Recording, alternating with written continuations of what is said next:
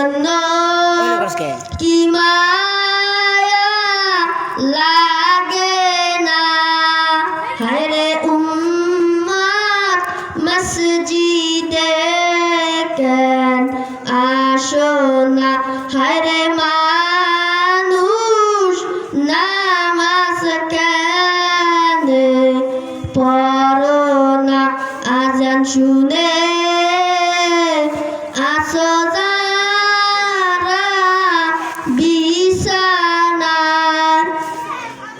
তাদের জন্য কাঁদেন নবী মদিনায়।